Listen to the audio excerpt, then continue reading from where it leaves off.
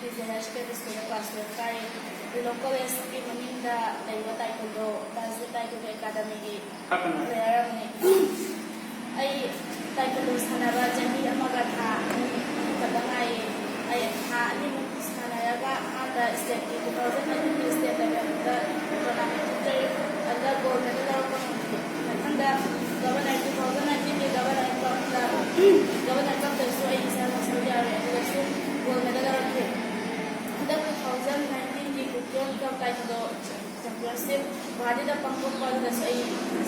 Arabia gold medal closer and everybody when Taekwondo is Hanavada when I got games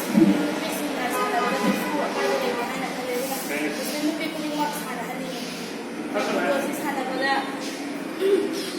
when it's Hanariba that you can say the dress that would be that I saw like they are gonna then the people of Hanaraga I could in this what I say or what person he doesn't go to make any anybody is not clear on this hand, honey, I can was it.